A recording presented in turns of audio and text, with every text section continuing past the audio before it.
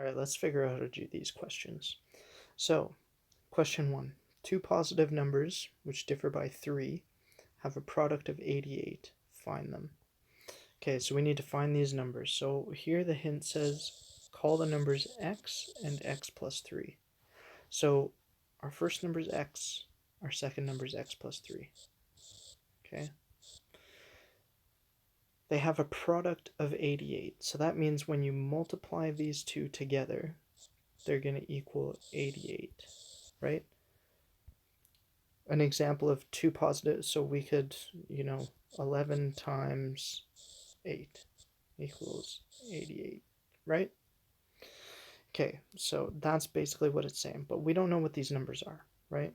I kind of just gave away the answer, but anyway, we're going to work this out. We're going to solve this. So let's multiply these two numbers together. So x times x gives us x squared. X times 3 gives us 3x. And that is equal to 88. Okay, so now we need to get 0 on this side and the number over here so that we can properly figure this out.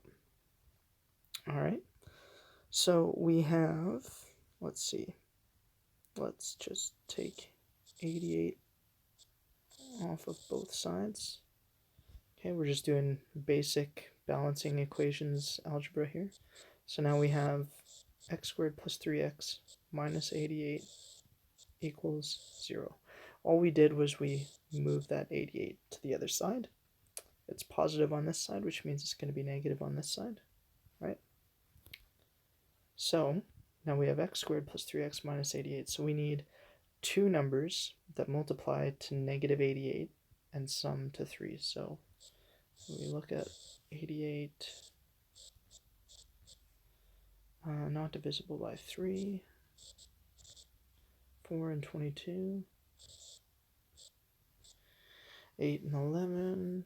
Okay, let's see, any of these going to help us sum to 3? Well, we could use, we'd need to use positive 11 and negative 8. Okay, so we're going to use those. So we're going to have x plus 11 times x minus 8 gives us 0. Okay, so now either x is going to equal negative 11 or x is going to equal positive 8, right? Because in order for this equation to be true, this piece here and this piece here, one of those has to be 0, right? In order for any number to, or in order for two numbers to multiply to 0, one of the numbers has to be 0, right? 4 times 0 is 0, 0 times 8 is 0, whatever. So if this piece is 0, that means x is negative 11. If this piece is 0, that means x is 8, right? 8 minus 8 is 0, right? Negative 11 plus 11 is 0. So either x is negative 11 or x is 8. If we go up to read the question, it says two positive numbers, right? So the numbers both have to be positive.